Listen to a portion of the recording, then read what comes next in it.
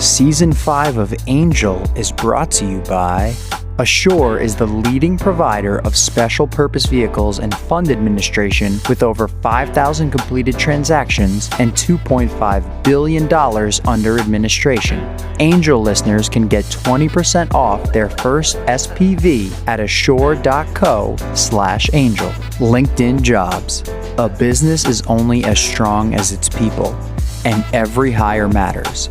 Post your first job for free at linkedin.com/angel. And Odoo is a fully customizable and fully integrated suite of business apps that lets you build and scale your stack as you build and scale your business. Your first app is free forever, and right now, Odoo is offering $1,000 off your first implementation pack at odoo.com/twist. That's odoo.com/twist. Hey everybody, welcome back to Angel, the podcast I do alongside of This Week in Startups. And we thought for our 5th season, we would talk to what I call super angels, people who have invested in dozens and dozens of startups, had massive exits, and who really understand the business. And today we have just a titan in our industry, somebody who, has built companies, invested in companies, and even does a really great podcast that all of you listen to, Master of Scale. You probably know him best from his time at Apple or Fujitsu or SocialNet. I kid. Those were his jobs that led up to the incredible LinkedIn and co-founding LinkedIn in, I think, 2003. Hasn't been on the pod for about 7 or 8 years. I think the last time you officially came on the pod was 2014 or something. Yeah, and we did it at LinkedIn. I remember. It was fun. Did it at LinkedIn in the conference room, and you've become a podcaster, but you also did a lot of angel investing. And now, how do you spend your time now? You're still on the board of Microsoft? I am. And so, it's a combination of, kind of boards, most of which are for Greylock, kind of things like Aurora and Convoy and Coda and other Nauto and other kinds of things. Microsoft. We just announced today that I'll be joining the Joby board if that deal. Oh yeah, Joby, the vertical takeoff and landing. My friend Sky Dayton is involved. Exactly. Right. And you're SPACing. Oh, are you SPACing it? Yes. It just got announced. I was going to ask you about the SPACs, and I just saw in my group chat with my poker buddies that Joby was going out. Explain to people what Joby is and the bet you're making there. Yep. So Joby, it's like. People like Peter Thiel have made the claim that, we've had tech stagnation because we were promised flying cars and we got 140 characters. And actually, in fact, it's the flying car. It's the electric VTOL, car that is very far along in its certification process. It's flown over 1,000 test flights and has been worked on for 10 years. And the whole idea is to open it up to everybody, to make it part of what you could do is commute or going to the airport or obviously an urgency going to a medical appointment. And it's Sky Dayton has been a backer for years. You probably know how many more years. I've actually got to know Sky through this, and we just pretty great. Yeah, stealthy executive. Like he doesn't like people to know what he's doing. He keeps his head down. I think he hasn't been on the pod since the first 10 episodes. When we used to play poker in LA, he used to come on the pod. So for Joby, I guess the question I have for you is, which will happen first? Will we take a Joby VTOL from, San Carlos Airport in the peninsula, or wherever, to Napa, or will we or to SFO, whatever, or will we take a self-driving car with no steering wheel? Which will occur first for the average citizen? For the average citizen, I think it'll be Joby. Why? So look, I've also heavily invested in autonomous vehicles. I led the investments in Aurora and Neuro and Nauto for Greylock. So I'm a huge believer in this. This is not a disbelief in autonomous vehicles. But among the things that you suggested is that the cars will be manufactured without a steering wheel. Made it very easy. Yes. Because I actually think that before we get to the real cars without a steering wheel, I think we'll have the autonomous vehicles that are out there that also have a steering wheel. Among other things, it's a fallback. right? So it's kind of a question of, like, all right, does it work? Oh shit, it's not working. Okay, I can drive it, right?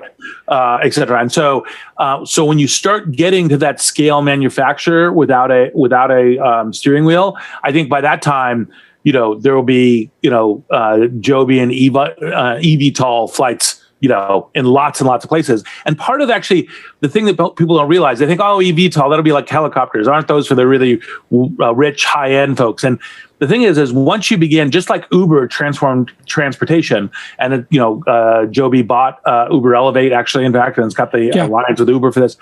Once you do that, you start using it a lot. And a simple way to think about it is, like, for example, you're down in LA. Think about just going to the airport, especially during commutes. Right. Yeah.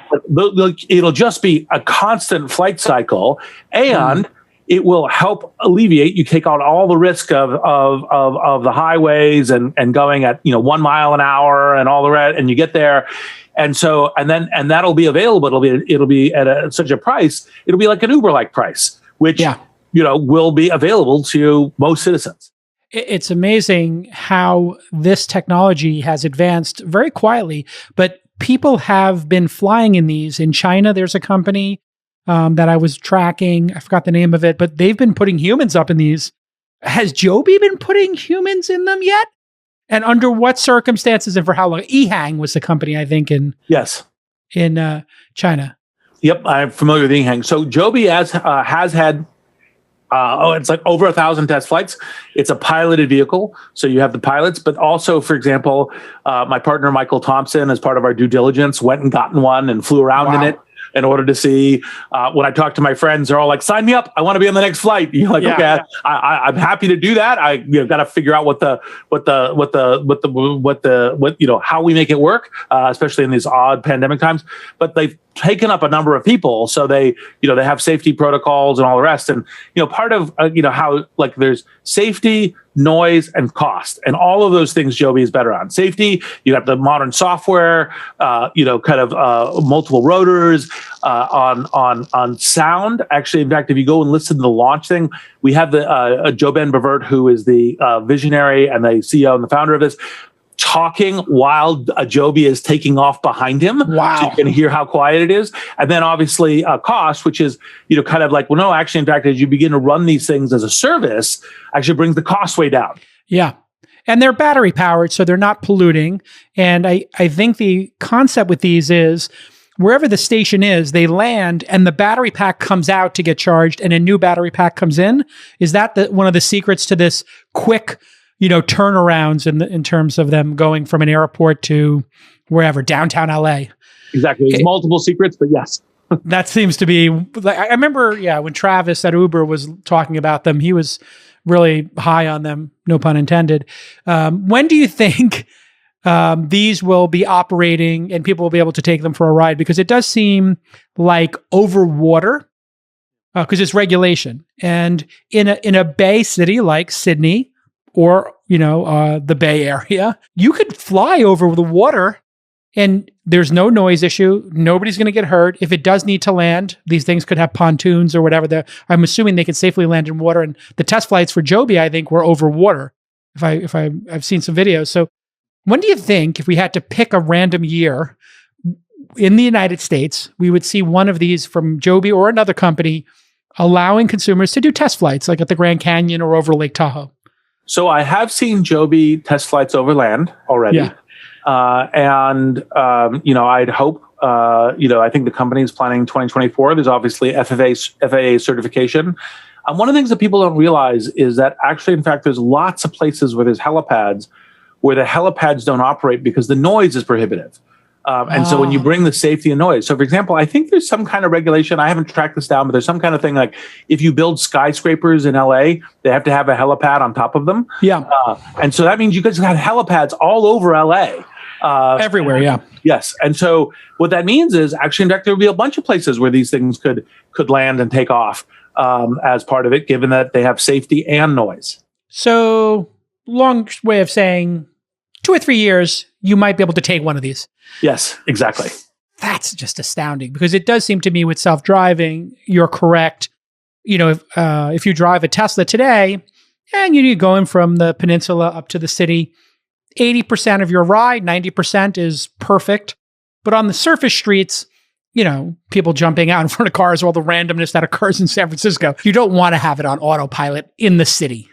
Yes. Still going to be 7, 8, 9, 10 years for that to work, you think? Or inclement weather conditions, right? I mean, you should be attentive to when you're using, current, driver assists, because, the stakes are high, not just for you, but for other people.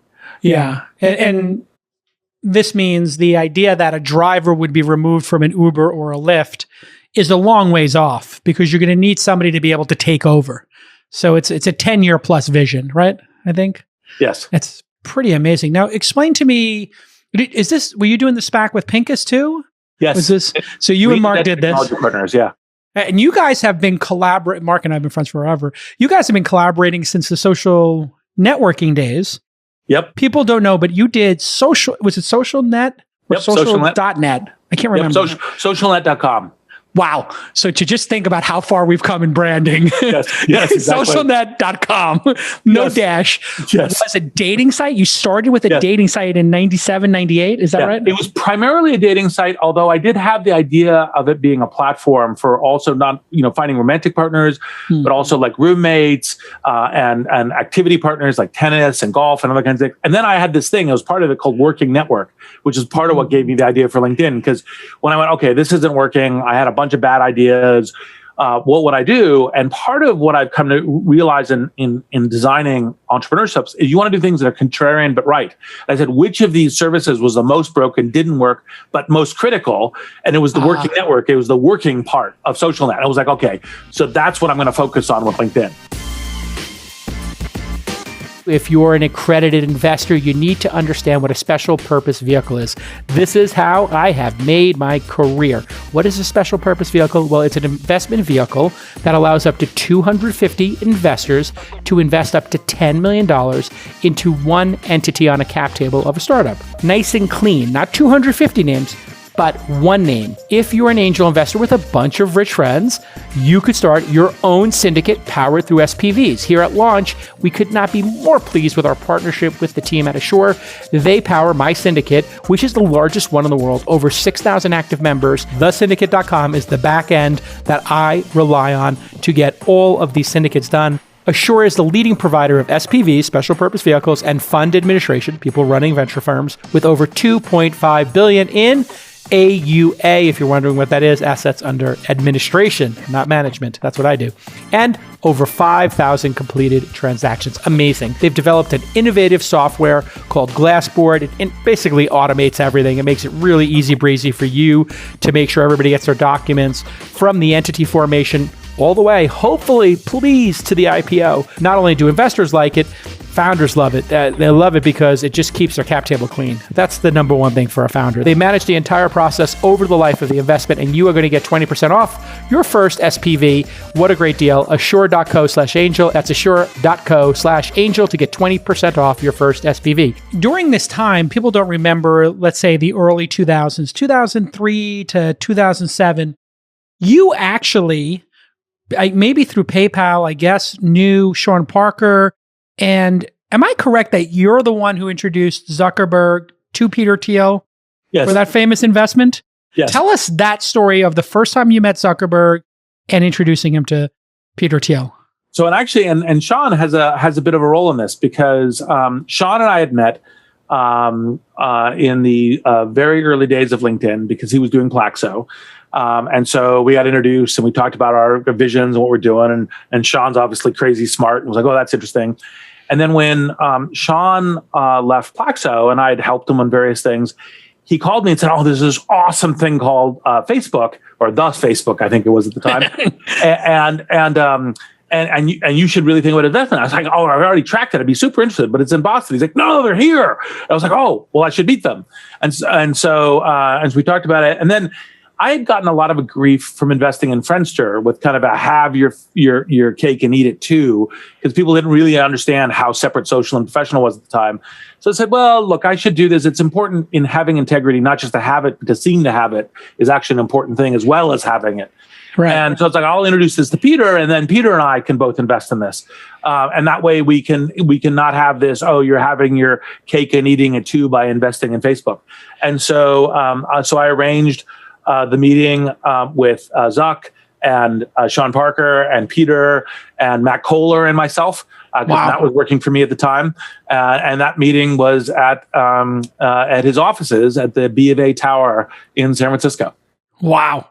And that turned out to be like perhaps one of the greatest investments in the history of angel investing and early stage investing. Yes, it was spectacular. Yeah, I mean, it would be a 10,000x if you held on to it, 20,000x. Yeah, maybe even more. Maybe even more if you held it today, right? Because we're talking about an $800 billion company. Yes. And at the time, it was, that first round was 5 or 10 million or something. Yep. Wow. Yeah, I think my investment turned out to be a 10,000x. I'm about to spit out my Bundaberg. It's like, I thought I did good with my 5,000x on Uber. 10,000x. Hey, look, this is the kind of high class problems. If anyone's got a 10x or a 20x investment, that's great. Yeah, it's very weird to think about the scale at which these companies have grown to, because 20 years ago, when we were building them, and you and I, before we were, investors, were kind of building stuff, you really didn't expect it to get that big, because at that time, the footprint of users was desktop users. There were no mobile users. There were desktop users on varying degrees of broadband, and people didn't think that these things could get past 10 million users, 20 million users. Today, we're looking at a footprint of 2 or 3 billion.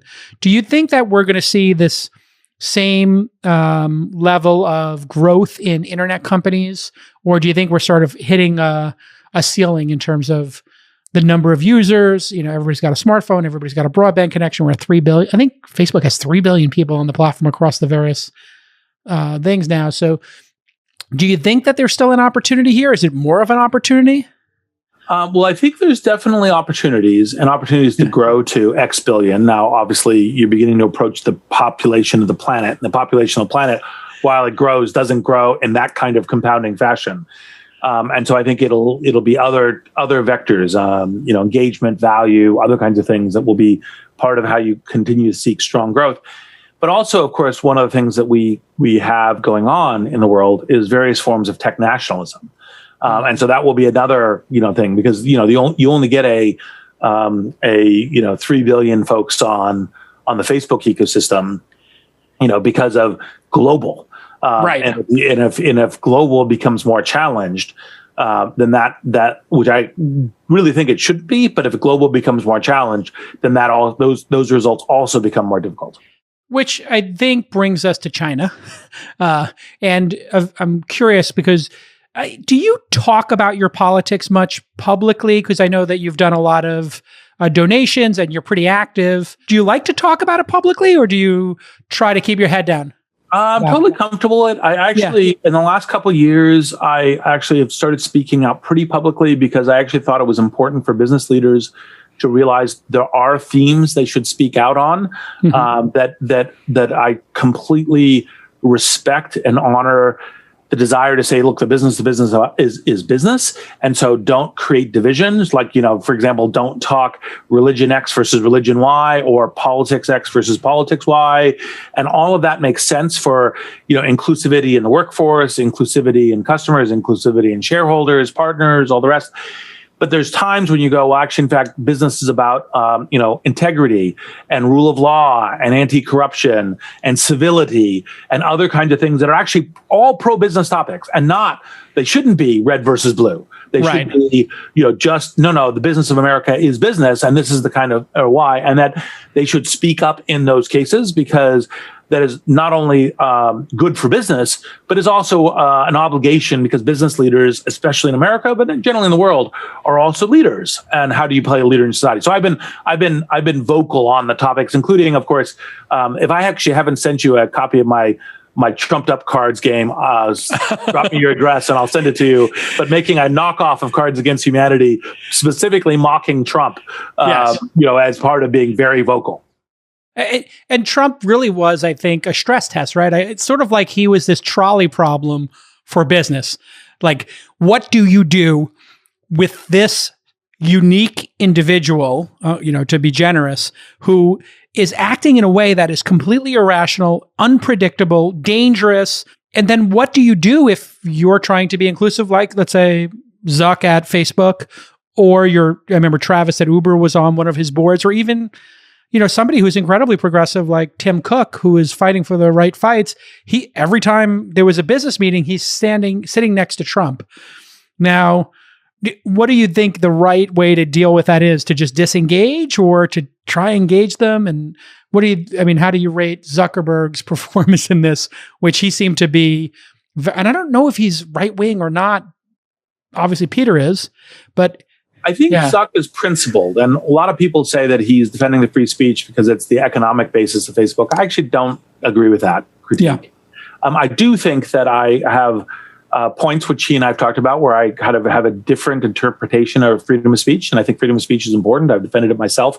In fact, it was my very first television performance ever was Firing Line in 1996, talking about the government's ability to regulate speech on the internet, And so I think that I think it's important to speak up. And I think the question is, when you speak up, and sometimes that speak up is like, I'm speaking up in opposition to Trump, right? And the fact that you're going to take that as partisan is your problem, not my problem. Right. And the reason it's your problem is because as long as I'm speaking up if I'm speaking up saying, oh, all Republicans bad, then you're like, okay, well, that sounds partisan. But if you're speaking up saying, look, we had an election that was run with high integrity by literally every third party watcher. It was done with a president who was in full command, a Senate that was Republican, and it was done at high integrity. Somebody who is then decrying those things is actually attacking our democracy, is attacking the rule of law, is attacking stability. And surprise, you get people who go to the Capitol, storm the White House with nooses, do violence, kill police officers because they say, hey, I'm following what my president told me to do. Yeah. And the Capitol building. The Capitol building. Yeah. And surprise. And words matter. This is not just partisan, like, oh, well, it's just, that's politics as usual. It's like, no, you guys have blood on your hands. And you have, and that, by the way, business leaders, which I think a lot of them very, very thoughtfully stood up early and said, look, this is a good election. The business of America is to move on and build our business and have civility and have rule of law and have that. And that's super important. And business leaders can do that without saying, I'm not saying anything about red versus blue. It's irrelevant to me. It did seem like that was the breaking point. And then all of a sudden, I think that gives a very easy off-ramp for, hey, listen, if Trump is actually inciting things that result in people dying and the Capitol during the certification process of our democracy being, infiltrated, taken over, et cetera, and people were literally shot and killed. I mean, this is deadly serious, like literally deadly. And so, you have no choice but to speak up in that regard. And I think that was an easy way to take them off the platforms. I think everybody agreed that deplatforming was justified. But now Facebook is going to put this to a test with their oversight board for the first time. I don't know if you knew about that. I'm assuming you do. Yes. And Twitter is now going to also have to make a decision. What do you think the right decision is? And then we'll get off Trump because it's, I'm tired of talking about it, but I'm interested in your opinion on this, which is, should they reinstate him after being in the penalty box for 90 days? Or is it just too risky to put someone like that on the platform? If you were the CEO of Twitter or Facebook, let me phrase it that way, would you feel comfortable putting Trump back on the platform, knowing that if he says, you got to fight like hell, it could result in more people dying? So I would only put someone like Trump back on the platform if I believe that I could have a deal with them that they would keep, that they would now abide by, for example, our anti-incitement to violence rules, right? And if we had confidence that he would do that, then I would consider it seriously, because it's kind of like, hey, look, penalty box and then back in and then off. On the other hand, I think that when you look at Trump as a specific individual, he basically doesn't keep deals, right? Literally everybody who knows anything about Trump knows that he never pays his final bill. And so, he always stiffs the small businesses that work for him and, all the rest of the stuff. And so, he doesn't keep his deals. So then since he doesn't keep his deals, then I wouldn't put him back on the platform. Yeah, it seems like a pretty easy decision.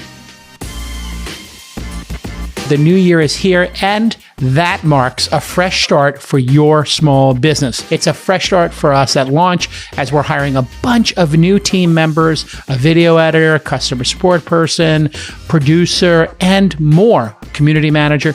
We need people. Well, do you know where we're finding all these great candidates? I think you do. LinkedIn Jobs. Of course, whether you're shifting your business hours around or you're hiring more remote employees like I am, one thing that remains unchanged in this new world is the importance of having the right people on your team. You got to get the right people on the bus, then you decide where you're going to drive the bus, right? When your business is ready to make that next hire, go ahead and check out LinkedIn Jobs, where they can match your role with qualified candidates so that you can find the right person quickly. And to lend a helping hand, you get your first job free. I am not kidding. If you go to linkedin.com/angel, linkedin.com/angel, they will let you post your first job for free. You've got nothing to lose. Of course, terms and conditions apply because they're giving it to you for free. Post a job with targeted screening questions. I love those. Like if we were asking, hey, what's your favorite podcast? Or who are your favorite guests on This Week in Startups? That filters out the people who are serious and maybe the people who aren't as serious. And over 722 million members worldwide. It's so easy, it's so elegant, and it's so effective. You want to save time, and you want to save money, and you want to get the right person. You're going to do that all by going to linkedin.com/angel. Thanks again for supporting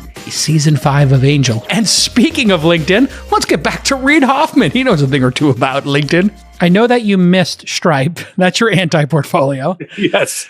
But you hit Airbnb. Yes. So tell me those two stories as an investor, and I believe this is, when you're a VC at Greylock. Yes. Tell me, both of them. Tell me about meeting the company and saying yes to one and saying no to the other, and why you made those decisions. They both have wonderful, colorful narratives. Which one do you want to hear first? Let's go with the pain first, so that we can have the palate cleanser of the success after, so it's not lingering. Yeah.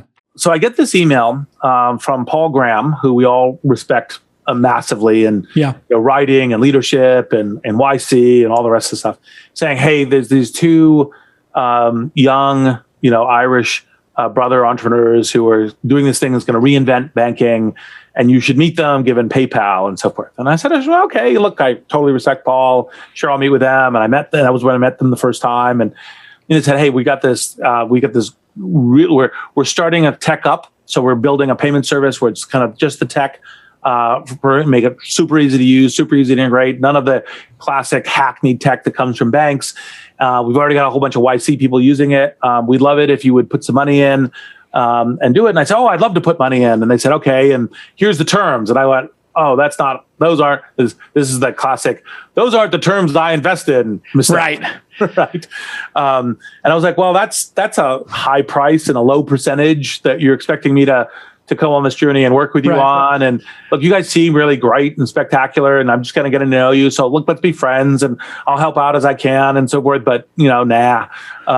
So you passed on valuation, which was probably 15 or 20 million coming. 20, yeah. So at the time, to just give people an idea, the benchmark at that time coming out of YC 6, 7, 8 would be the typical valuation, and they were looking for 3 times it. Yes, 3 times it. And also not like 3 times it give me 5 million at 20. It was give me 750K. Right. So the percentage is like tiny. And so you're like, okay. And like, I like to be an active helper. And so I like to have to have enough of a skin in the game in order to be like, hey, you call me at 7 p.m. and say, I got to talk to you today. And I call you before the end of the day. Right. Like that kind of thing, and being helpful. And it was just like, that's the economics aren't right. Now, of course, if you had known that Stripe was going to become the giant it was going to is, it was like, oh, the economics are just fine. But that was And that is the challenge of angel investing is, especially even at that time, I don't think we actually thought that these companies could easily become worth $100 billion that we're seeing now. Airbnb, Stripe, Uber, DoorDash is worth, I think, 40 or 50 billion. Like, we actually didn't think they could become worth what they're worth today, or they could grow as fast. So we had a fundamental misunderstanding of valuation at that time, do you think? Yes. Also, by the way, part of it is understanding that just like there's all these things where we kind of take current as too steady state. Like frequently TAMs are understated because the TAM grows. We take the connectivity of the whole populace, not anticipating mobile, and a bunch of other things, as per earlier conversation when we were talking about valuation. International, right? International, a bunch of other stuff. And so we just don't, and by the way, valuations follow those things. And that's part of the reason why, among other things, with these tech companies, you see them continuing to compound revenue and customers and engagement at these massive scales, because actually, in fact, it follows this just massive connectivity and massive availability so that you can reach customers with your products and services. And it's part of what happens. And so I think that was, part of it. But, because you try to be a professional investor, you said, well, I invested X and there's going to be Y more capital and dilution and exits will look like Y. And so I have to be in this kind of price range and this kind of ownership in order to make it happen. And then you don't realize that other coefficient is really is over the 10-year horizon or 15-year horizon that you do in the success cases of angel investing. Many of the big success cases, the goalpost is getting taller. Right? Yeah, it's super fascinating because we had a moment in time where people said the percentage ownership is what matters. And it was, I think, largely driven, correct me if I'm wrong, because I don't have like major LPs. The largest LP I have is a $10 million LP in my fund. I don't have any of the big ones. Those LPs, I think, became obsessed with ownership because they had seen Sequoia, or Kleiner before them hit these big hits and have 20% ownership, 15% ownership at the IPO. But that actually is bad advice because the LPs maybe have a different driver. Is that right? How did that advice become so cemented that the ownership percentage was so important? It was much earlier, and I don't think it was the LPs. The LPs just tend to be the return on capital, make multiples on your capital. What happened is it goes back to the very earliest stages of venture, which is to say, okay, in order to be worth it, given the risk coefficient, the things that go to zero, et cetera, and what the exits look like, what percentages do we need to own at the exits, right, for the rest of the portfolio, because the risk portfolio go to zero. And then you'd begin doing financial modeling of that. And when you look at like in the 1970s or 80s, the average IPO prices, what acquisitions look like and other kinds of things, you said, well, these kinds of things look like the range of exits. And so in those exits, we need to own 20 to 30% to have the economics to make the fund a great fund, given the other things being holes. And that's the analysis. The LPs are just like, deliver us good, multiples on capital. Do it however you're going to do it.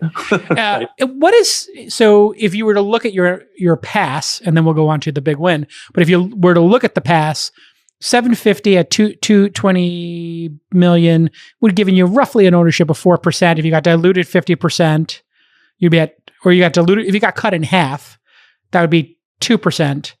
And it's worth $100 billion now, so it'd be $2 billion off of $1 million investment roughly.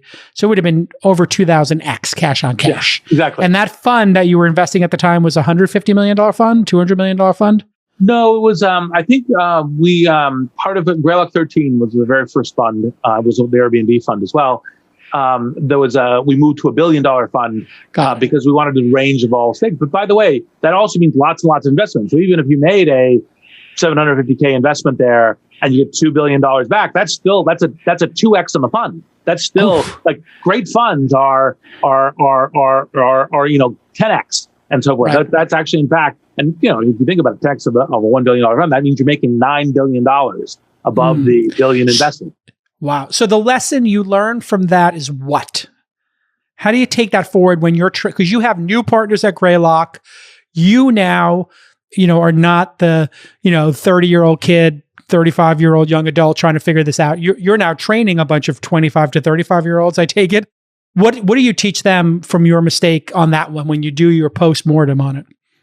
Well, so it's hard to have known ex ante, because that's the lesson you don't take. But what you do say is, hey, if you've got, like what I would have probably done now is said, look, I can't join the board for, I don't know if they would have wanted me to or not. I have a great relationship with them today. But like, I'd love to invest and help. And why don't we'll do the investment and I'll help out some, but I won't join the board for this, and see if we can get to a deal there. Because having some places, now part of it is a venture, you say, well, that will block you from doing Square, or that'll block you from doing, kind of competitive investments. You have to pay attention to that. Because that's one of the things I'm sure the Collisons would have asked for in that investment. That's one of the things you have to weigh.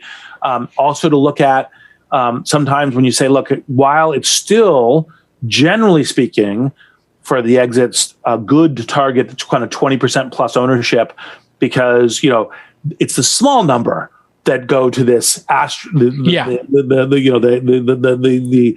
high orbit and break escape velocity. But so you still do it. But on selected cases, you say, look, there's actually in fact a real chance at this. Then that's fine, and that's something that you should ask yourself that question and make an active decision about whether or not sometimes doing that small percentage is important here, because you could still get a venture result. Right. As someone who's invested in over 250 startups and advised many more, I want to talk to you about a serious pain point that we see all the time, and that's reducing your burn. You need to conserve your capital. You need your money to go far so that you get time for product market fit. How much money are you spending right now on various software products? And how much time does it take to integrate all of them? Let me take a guess. Way too much is the answer. And because of that, Odoo is here to help. Odoo is a suite of business apps that run your company on one platform. If you're currently using a Frankenstack of individual software solutions that aren't talking to each other, then you're wasting time, energy, and money. Odoo streamlines your workflow by bringing all that information together. Your workday can be more productive because Odoo's integrations eliminate repetitive tasks and data entry. Plus, if you only need 2 or 3 apps to optimize your workflow, that's all you need to pay for. Odoo won't stick you with a bill for apps you don't use. Your first app is free forever, and right now Odoo is offering a $1,000 credit on your first implementation pack. That's no joke, $1,000 right now. All you have to do is go to odoo.com/twist. That's odoo.com/twist to get that $1,000 credit. That's really interesting too, when you think about if you make this bet, now you can't make these other bets, because in Silicon Valley, it's incredibly poor taste, at least for a venture firm, maybe not for angels as much, but certainly for a venture firm that's on the board, you can make one bet per category. So if you do Uber, you can't do Lyft. If you do Lyft, you can't do Uber. And correct me if I'm wrong, founders are aware of this and it matters to them. Yep. What I would say is it behooves investors and founders to have the upfront conversation, right? And I think it's reasonable to say, if you haven't had the upfront conversation, then the founders are reasonable to say, look, there's some competitive space around me that you're not going to invest in because you're going to be all in on supporting me, right? And that's especially true for venture firms, like Greylock, where we have, engineering, recruiting, and customers and other services that we use to amplify the success of companies.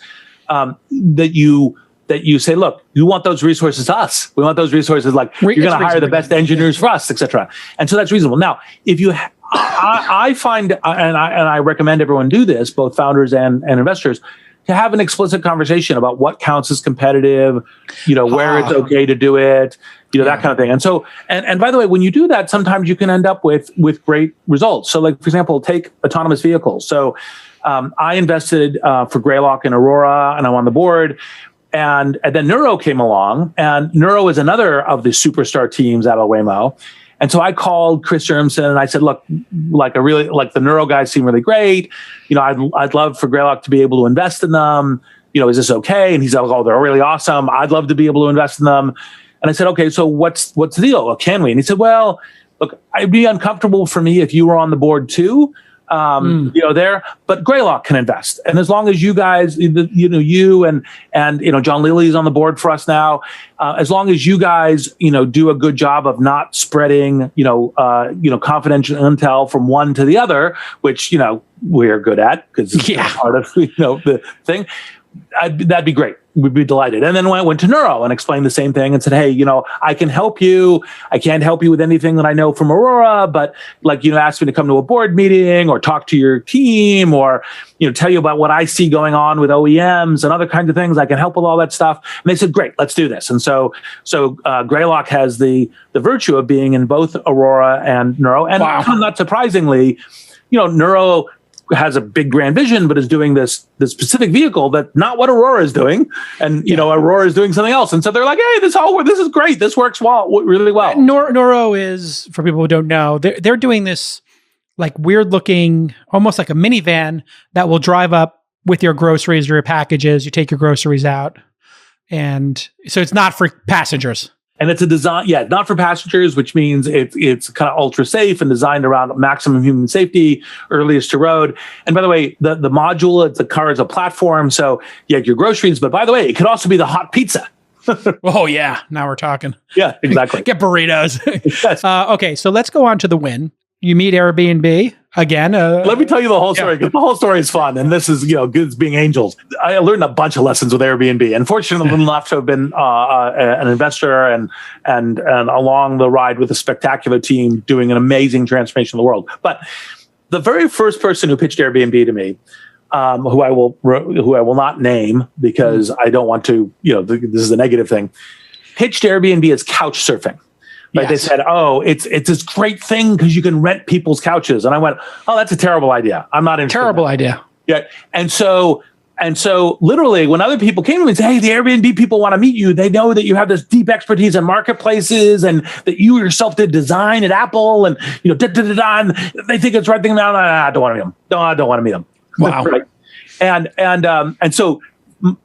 lesson number one, don't allow the negative reference from a third party who may be desperately misframing the thing to cloud your judgment. I literally should have gone, I heard you and I got it there in the neutral vault.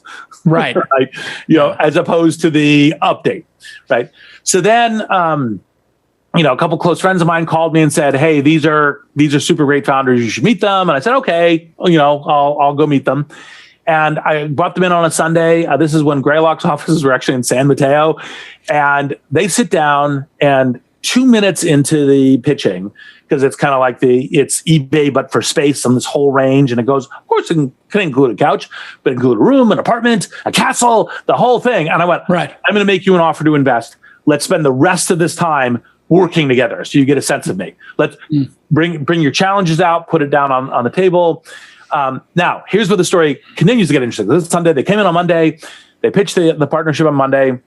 And by the way, this is such a quick turnaround. I didn't have a chance to do what VCs normally do in this process, which is they condition their partnership. They write a memo. They talk about the risks that are mitigated, the upsides, all the rest. So this was cold. This was like the partnership, like, hey, by the way, there's going to be a company in here pitching tomorrow that I really want to do, and I'll tell you about it when they show up, right? Yeah. And so they showed up. They did it. Brian and Joe and Nate did a great presentation. But obviously, back then, everything was tiny. It was very small. It's like, wait, someone's gonna rent a room or apartment from someone they don't know, and what's going to happen? And oh my God, is that really going to work? And neighborhoods and cities going to allow that? And blah blah blah blah. And so here's where the story got some fun color to it, because David Z, who is a storied investor, right? LinkedIn, Facebook, Pandora, now Roblox, that has just made yes, exactly. Just massive returns for Greylock LPs. And my most valued board member at LinkedIn, is the reason I'm at Greylock, is David.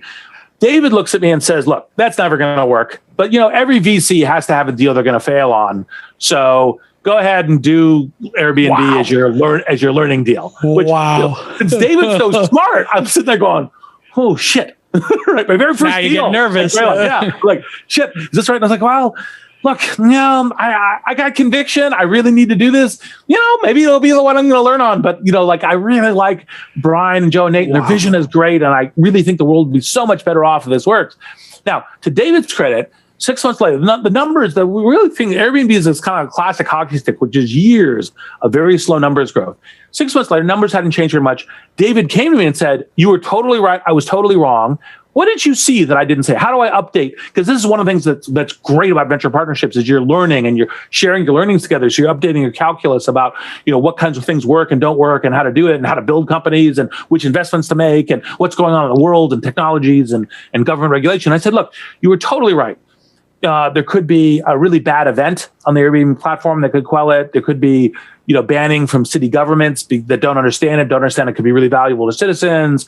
Like all of the risks that you trotted out were totally, and it's so strange initially. It's like, what is that?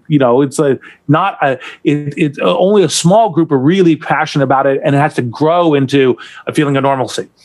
The thing that I believed that you didn't, as I said, this is part of being contrarian and right. That like smart people would go NFW like you. Yeah. And if it turns out to be right, then it's huge. That it's right. It's society changing. Right. See, it isn't just this a little is thing. the key, isn't it, Reid? Yes. When exactly. If there was consensus, it should already exist in the world, and it's probably not going to change the world all that much because it's such an obvious idea. And there is an arc, I think, in hearing you talk of where something goes from being everybody doesn't believe it's going to happen to everybody thinks it's completely obvious and anybody can duplicate it. Like, oh, well, Uber's an interesting thing. That's a nice app. I can make that app. Or Airbnb's nice. So it's a nice website. I can make that website. But Chris Sacca himself passed on Airbnb because he thought, well, something bad's going to happen. Yes. And this is very instructive, isn't it? Because something bad always happens in every company. Robinhood, which we were lucky enough to be angel investors in, had a rough couple of weeks. Uber had a rough couple of years. Airbnb had there was some meth party that occurred. And yes, a criminal stole a credit card, rented an Airbnb place, and just trashed it. Right? I don't really know, meth party, whatever reason. It was a meth party, I remember, yeah. It was a memorable TechCrunch headline. It was like, we've been waiting for this headline. We've had this in the drafts folder. And by the way, that's part of where you see founders, because when it's a little bit like there's this expression that we use a lot at this nonprofit for entrepreneurs that I'm on the board of called Endeavor. It's global entrepreneurs. It's like when the times get tough, the tough get going. And that was exactly what you saw with the Airbnb founders, because they went, okay. And literally they said, everybody for the next 6 weeks, we're working on trust and safety. Whatever your job is, figure out the trust and safety analog. And that's what we're working on the next 6 months. We are turning into this. We are solving this problem. We are going to be great for our community because that's what really matters. And we are going to be there for them. And that was like, yep, those are the kinds of founders you back. In a way, it's people think that these are like these incredible founders who are visionary and they just come out of the eggshell perfect. And it's these moments where entrepreneurship is forged in fire and pain and suffering and pressure. And you think you're going to quit, right? Whether it's Airbnb 10 years ago when this happened or the GameStop April stuff 2020. Or April 20. Well, I mean, let's talk about that. Are you still on the board of Airbnb or? No, part of the fact that, because by the way, maybe one of the things I learned from the Stripe stuff was to say, hey, accept a lower percentage. And so the deal that I struck with Brian is say, look, I'll invest for a lower percentage, but I'll be a board observer. And then when you go public, I'll drop off the board because and it's like, great. And so anyway, so I'm not on the board, but that was actually part of, again, changing up the model some. Right. Right. Yeah. There's all these heuristics that we were told were critical. And, we're not operating in a static environment as investors. It's dynamic. It changes, just like mobile changed everything, global changes everything. And then how governments respond. I mean, the overwhelming consensus for Uber and Airbnb was these are too dangerous to operate in the real world. why would you not just make software? Why operate in the real world? And now a lot of the great investments are rocket ship companies. Yes.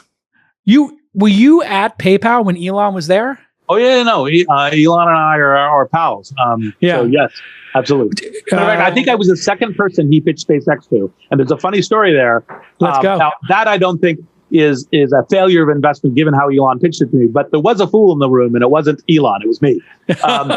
And so Elon we sit down at the Left Bank in Menlo Park. I think we were having, I think it was lunch, might have been breakfast, because I remember roughly the table we were at. And we were talking, and he said, "Oh, I got this great new idea. I'm going to send life to Mars." And I was like, sending life to Mars. The original idea was kind of debating between a turtle and a gelatinous cube with plants in it that you could kind of grow something in. And I was like, Elon, that's not a business. And what's more, the rocket business, you're competing against these subsidized, the Russians, who hire, where Lockheed and et cetera hire ex-Air Force colonels to lock down the pipe chain and all the rest. And this is just brutal as a space to get into, look, I get it that you have these, great ideas and these things out there about reusable rockets and the cost of it and the importance of getting to space. And, you're a visionary and you're driven, and if anyone could make it happen to be you, but that doesn't strike me as a commercial investment. Aha. Yeah. He was originally also thinking about putting a biosphere in the atmosphere to back up. When he told me about it, was back up the biosphere. Let's put this in space. The Airbnb investment, I'm assuming you put a couple $1 million into that, it becomes worth $100 billion. That means you return $5-10 billion to LPs, something in that range. Yeah, more on the smaller side of that, but that's a range.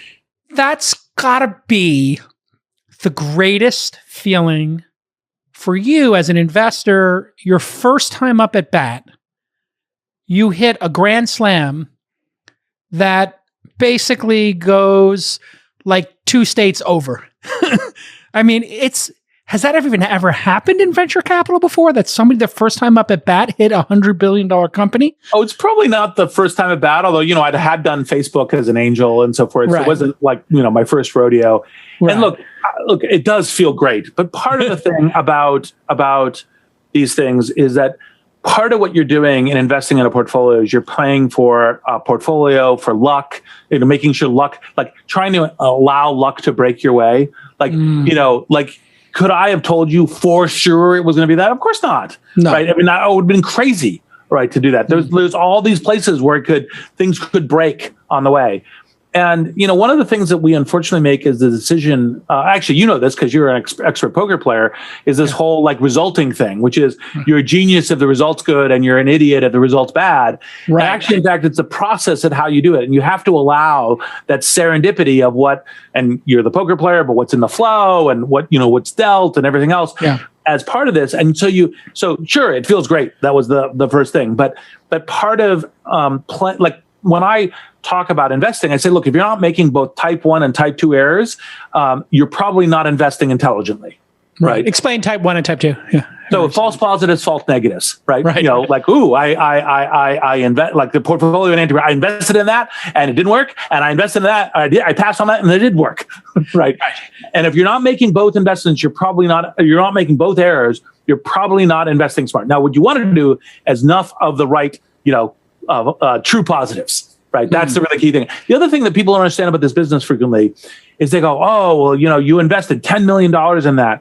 And do you regret losing it? And you're like, you never regret the 10 million. You regret the 10 million you didn't put into Stripe or into Twitter. I missed Twitter. Evan's like, if you want to angel invest in TTR, I could. Yes. Yeah, exactly. Like, those are the misses. SMS. I was like, I remember him showing it to me over breakfast with Biz, and I'm like, he's like, now type in what you had for breakfast, and now Biz has had tofu scramble, and then you have huevos rancheros, and I was like, you just cost me 5 cents. Like I get 200 of these SMS a month. Like this is so dumb. Why isn't this a website? Like, You're going backwards in your career, Evan. You went from a blog post to now the headline of a blog post. If this succeeds, it's going to be a cacophony of idiocracy. Yes. I was right, but I was wrong. Yes, exactly. We're both right and wrong. It's like one of the most humbling professions because, yeah, you miss things and then you hit things and you don't know until what, year 5, 6, 7 of an investment, how you did? Frequently, yep. So when you're training young investors, what is the process that you think is the winning process here as we sit here in 2021 for being a world-class investor? So there's actually multiple smart ways of playing the game, and it depends on exactly which game you're in. So for example, Greylock has amongst the strongest enterprise practice of any of the venture firms. I mean, I literally put our enterprise team pound for pound up, and services like finding customers and heads of sales and other kinds of things against any other venture firm in the world. And that, by the way, is highly disciplined, right? It's price on entry matters, percentage still matters, what is the way? Because you can actually map out like this amount of capital. You can do due diligence on the customers, like you call them and find out, will they buy it? Will it work? How do you amplify it? All the rest of the stuff. And that's one style of investing. And by the way, it's not only, enterprise. It also is like e-commerce is more this way. There's a stack of these things. And by the way, you can make a great venture fund just in these kinds of investing because you lose money rarely. Right. And you have a predictable high outcome. Now, the kind of investing I tend to do and tend to be this is my side on the Greylock side is if it works, Airbnb, it's going to be huge. And if it doesn't work, it's probably zero. And it's probably not going to work. Yes. So just so we all agree going in. Yes, right. So I'm going to have a portfolio of these things. And so that's, of course, part of the reason why I like, the autonomous vehicles, is me. Crypto is both me and Josh McFarland. So I did Zappo and Josh McFarland did Coinbase. And so, you get some spread out. It's not just me doing who knows, kind of investing. And so on those, it's this funny power law, which is your most successful investment is probably worth more than everything else combined. Your next most successful investment is worth more than everything else combined. Yep. And so you're really playing for the grand slams, and then how those come together, and then making that possible. And that's that contrarian but right. And how do you tune that? And that's both art and science, but there's a lot of art to it is part of how, I do it. And some other partners at Greylock too. Yeah. I feel like that you and I are simpatico in that, which is when you're looking at a company like this, there's so many things that can go wrong that I just write those things down and I rip up that piece of paper and throw it away. I'm like, who cares? Who cares if somebody could stop it in Vegas, they could stop Uber because they don't want it there, but that's not the only city in the United States. Like, we don't need to win Vegas in year one. Vegas could be the last city to fall, right? Like, you don't have to, you just need to get some things right for these things to just change the world. When you look at something like Clubhouse, it has like some great traction. I don't know if you had a chance to, or if you were in the running for that. I know Bill Gurley and Andreessen were like the two going hardcore on it in the final stages. Mike DeBow at Greylock was actually there as well. And so we did some events on it. I have one of the early test accounts, doing it and so forth. So you guys were around the rim. It bounces off the rim, $100 million round, $10 million investment. The founders are taking a little bit of money off the table. It's not the standard investment. In fact, it reminds me of your description of what happened with Stripe, right? Like, this is non-standard. Non-standard terms, weird moment like that. There's only 2,000 VCs on the beta and it goes for 100 million. Did you want to make that bet at 100 million? We actually, I think, were one of the first term sheets in. Well, not higher, but one of the first term sheets in because part of being fast and all the rest of the stuff. And the partnership was like, wow, it's very early and it's a very high valuation. But Mike had deep conviction and we were supportive and we looked at it and said, look, this could be one of the interesting social platforms. And just actually, I don't know how much your listeners know this, but Greylock has a big history of doing social platforms because not only obviously LinkedIn and Facebook, but also like current portfolio is Discord and Nextdoor and Roblox and so Yum. So we have a lot of kind of capabilities and kind of juice in this area. And so we looked at it and said, okay, let's take the bet. And I don't know exactly which mechanics. I know we still have a great relationship with the founder, but we were in the running. Now you look at the second bet. A couple of months later, 100 million out of $1 billion. Now, does that give you pause that we're in a bubble or that this is a little bit crazy? Or does this make total sense to you since getting escape velocity, as we talked about before, is so hard that, hey, they break 5 million users in 6 months or whatever it is, having been there for Facebook and having a front row seat for Nextdoor and other, and obviously having created LinkedIn itself. You've seen this before. Yeah. Crazy bet or crazy brilliant? Well, this is the kind of like we're at the resulting questions. The question is percentage. So it has above 0% chance, clearly, with the traction of being one of those things. And I think that the bull theory of it is it's got that magic right. People are joining it. It's hitting the curve.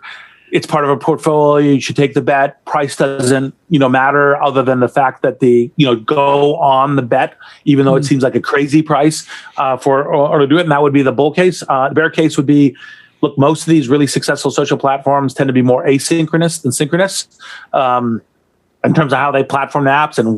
And will Clubhouse get there? I'm sure they have plans to. And so, you kind of, and that's where you got to go to, is the price right on it? And I think, classically, people are going to judge it by the results, but I don't think it was a dumb bet to make. I don't think it's a dumb bet either. I'll be totally honest. I think it's so rare that a paradigm shift happens, and we've witnessed them, that you have to make the bet, whether it's, images when Instagram, video with Snapchat, and now this. You just have no choice but to make the bet, because owning whatever they own now, 20% of it, I guess they got 10 million and then 100. So they're pushing 20% of it. If it becomes worth 10, 20, $30 billion, it's a no-brainer bet. I'm assuming you went into quarantine in early March, like the rest of us. Yes. And now we're getting close to a year now, but vaccines are coming, and it's obviously we're in the end game now. I think everybody would agree. And if you're looking at this as a historical document, we've been doing, we've had days of over 2 million shots, and Israel is kind of on the other side of it. And this miracle vaccine is truly a miracle and probably undersold. Have you met with any founders in person, or are you doing all your investing over Zoom? Or do you do like a walk and talk with them? Because the whole business prior to this was about that Sunday where you took out the book and said, let's jam. Let's jam on a Sunday in San Mateo. Yes. So I have been completely bio-bubbled. Me too. So I have done, there is a stealth investment that I joined. I'm on the board of that we made, I think, early this year. We were closing it in December. I have yet to meet the founders in person. Right? And they have yet to meet me. We have a great Zoom conversation. And so, yes, with that's where you're doing investing. And then the other thing I would say is, look, I have strong hope of getting back to, kind of the, being in person in all kinds of ways. I think there's lots of virtues to it. One thing is, despite the fact, and by the way, I think it's a miracle pro-globalization of how the vaccines used to be done in years, now being done in months. We're even probably figuring out how to do the safety protocols with 100%, the same safety, but quicker for future kinds of issues. Now, that being said, given unevenness of vaccine manufacture, unevenness of distribution, that contributing on a global basis to variants of COVID and having different variants running around, and some of these variants, the vaccines will be fine against, some of the vaccines, the vaccines will be less fine against, and all the rest. I just want to kind of caution everyone to think a little bit too much like, oh my God, it's just a couple of months and then we're good. And you're like, no, we're going to be in turbulence for a while, and plan on that. And so personally, I think I'll be like, I will be a late adopter to emerging from the bio bubbles because I can work perfectly safe for both myself and contributing to the rest of the world in this kind of in this virtual simulation reality. We literally are now in a simulation in a Zoom room. All right, we're wrapping up here. Just what does it mean for the future of San Francisco, where people have fled? Young people don't want to come to San Francisco anymore. In large part, they don't see the need.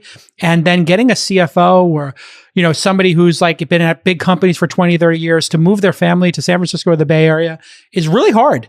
Right. And they're just like, they don't see the point of coming here and they want to work from Utah or Miami or Austin or LA.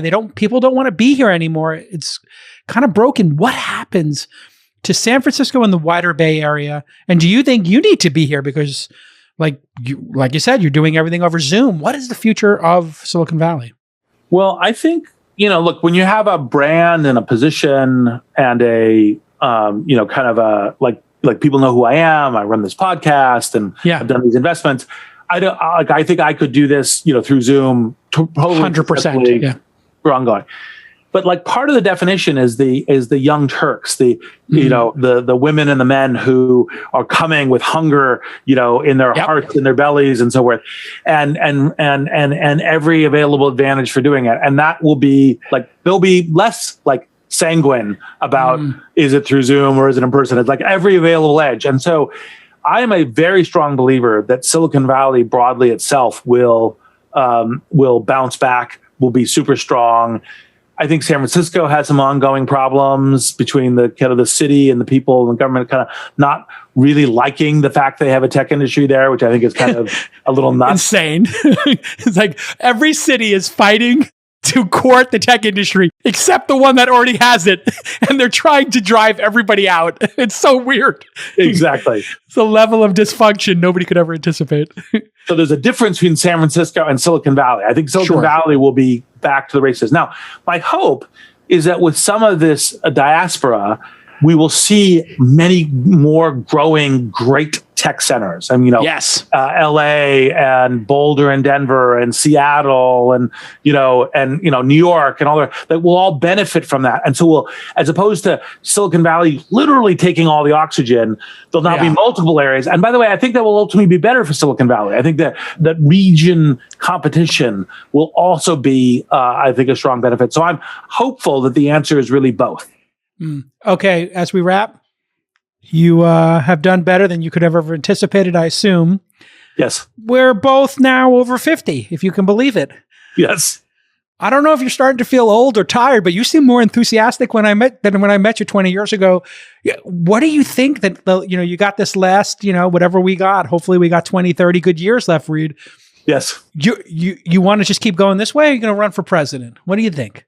Definitely not running for president. Why not? You'd be great. Look, I try to support the people who jump on the public service grenade, and I am more of a technology and a company builder and so forth. So I, try to support those folks who go into this melee. Like a friend of mine was thinking about running for president. And I said, look, you will go from celebrated CEO to suspected criminal in one announcement from this sort of stuff. And so like you want to do that. And what did Zuckerberg say? That wasn't Zuckerberg. I don't think Zuckerberg has an interest in this, but no. I don't know. I don't think so. I don't think so either.